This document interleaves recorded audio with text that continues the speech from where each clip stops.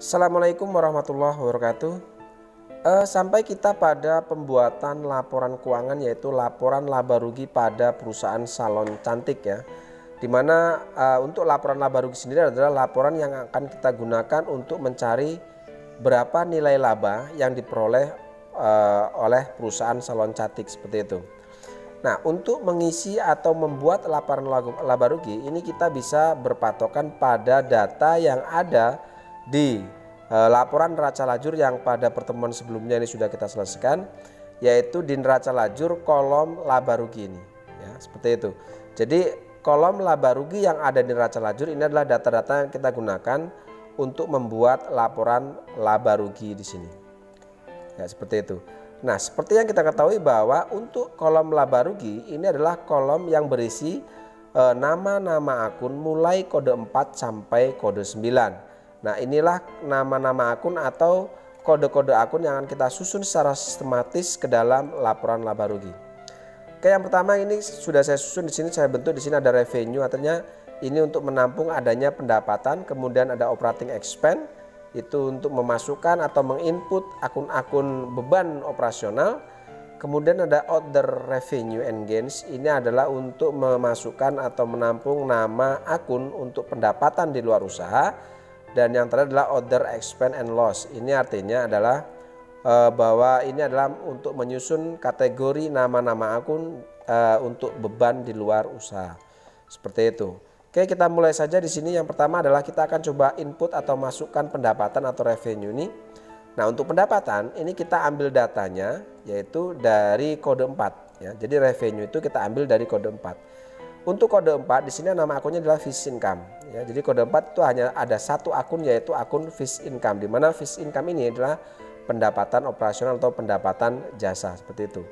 Oke, lalu kita coba masukkan di sini untuk nama fixed income-nya. Oke, lalu untuk saldonya atau nilainya untuk fixed income ini kita ambil dari kolom laba rugi ini, berarti yang ini ya. Ya, berarti yang ini akan kita masukkan. Oke, 121 juta. Oke. Karena hanya ada satu akun untuk pendapatannya, maka bisa kita langsung masukkan di kolom kedua di sini. Kita masukkan. Oke, inilah pendapatan untuk perusahaan salon cantik seperti itu. Oke, kemudian yang kedua akan kita masukkan nilai-nilai beban atau nama-nama akun beban atau jumlah beban di sini. Oke, untuk beban sendiri ini kita ambil dari kode 6. Nama-nama akun yang kode 6 nih. Berarti yang ini. Ya. Nah, berarti saldo-saldo inilah yang nanti akan kita masukkan. Oke, kita masukkan dulu nama-nama akun yang masuk dalam kategori kode 6 ini ya, ke dalam laporan laba rugi di sini. Ya, kita masukkan di sini semua. Ya, seperti ini. Nah, setelah kita masukkan nama-nama akunnya yang masuk dalam kategori kode 6 ini, maka selanjutnya kita akan masukkan jumlah atau nominal dari masing-masing beban ini. Berarti mulai dari sini. Ya, berarti yang ini kita masukkan semua ke dalam laporan laba rugi. Berarti di sini kita masukkan karena lebih dari satu nilai, maka kita masukkan dulu sementara di kolom pertama ini. Ya. Setelah dimasukkan di sini, oke, di sini saya kasih tanda min atau dalam kurung, artinya karena beban itu mengurangi nilai pendapatan. Makanya di sini untuk nama-nama akun beban, maka jumlahnya ini kita kasih tanda min atau kasih dalam kurung, yang artinya bahwa beban itu mengurangi nilai pendapatan. Oke, setelah kita masukkan semua nilai dari akun-akun beban di sini ya, dari kode 6 ini, lalu kita akan jumlahkan berapa nilai beban di sini. Oke, kita jumlahkan lalu kita letakkan di sini. Nah, setelah saya jumlah di sini nilainya adalah 65.500. Itu adalah jumlah seluruh beban. 65.500. Lalu kemudian setelah itu kita akan coba kalkulasi dulu nilai pendapatan ini dikurangi dengan nilai beban, sehingga di sini didapatlah nilai laba sementara itu adalah 55.500. Ini bisa kasih keterangan operating profit atau laba sementara, seperti itu, laba bersih sementara. Oke, lalu kemudian kita akan masukkan nilai nama-nama akun dari pendapatan di luar usaha. Kalau revenue tadi kita ambil dari kode 4, kemudian operating expense ini kita ambil nama-nama akun dari kode 6. Sekarang untuk other revenue and gains ini kita ambil nama akun dari kode 8. Oke, di sini hanya ada satu akun yaitu interest revenue ya. Di sini ada interest revenue. Berarti kita masukkan di sini interest revenue-nya. Ya, kita masukkan di sini. Lalu kemudian nilai dari interest revenue sendiri ini kita lihat di neraca lajur berapa nilainya. Oke, di sini ada nilai 3.800.000. Oke, karena pendapatan maka di sini kita menuliskan tidak menggunakan tanda min atau dalam kurung. Ya, seperti itu. Kita masukkan sementara di sini, nanti kita jumlahkan dengan beban di luar usaha ini. Oke, kita masukkan di sini. Lalu kemudian kita akan masukkan nama-nama akun beban di luar usaha. Kalau tadi ini untuk order revenue adalah kode 8, berarti yang order expense and losses ini adalah kita ambil dari nama-nama akun yang kodenya 9. Berarti yang ini. Di sini ada dua nama akun, interest expense dan bank service charge. Oke, kita masukkan di sini. Ada interest expense dan bank service charge. Oke, lalu kemudian kita akan ambil nilainya di sini. Oke, di sini ada nilai 2.600.000 ya. Ini adalah yang ini.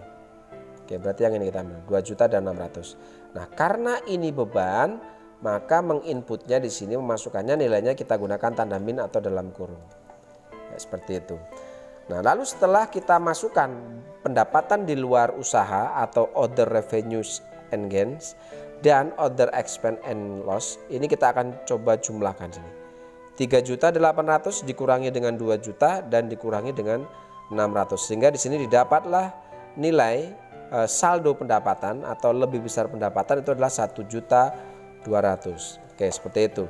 Nah, karena hasil penjumlahan antara pendapatan di luar usaha dengan beban di luar usaha itu nilainya lebih besar pendapatan, atau di sini ada saldo pendapatan, maka otomatis nilai pendapatan atau saldo pendapatan ini akan menambah laba bersih sementara yang ini. Oke, berarti di sini adalah 55.500.000 ditambah dengan 1.200.000, sehingga di sini didapatlah nilai 56.700.000. Inilah yang disebut dengan net profit atau laba bersih sebelum pajak. Oke, seperti itu. Nah, nilai laba bersih sebelum pajak ini harusnya sama dengan nilai laba yang didapat di kolom laba rugi di neraca lajur ini. Oke, berarti yang ini. Ya, ini sudah sama dengan hasilnya 56.700.000 labanya. Di sini di laporan laba rugi pun didapat laba sebesar 56.700.000. Oke ya, jadi seperti itu cara proses pembuatan laporan keuangan, yaitu untuk laporan laba rugi. Ya, saya rasa sangat mudah untuk dipahami. Silakan untuk dicoba di rumah. Terima kasih. Assalamualaikum warahmatullahi wabarakatuh.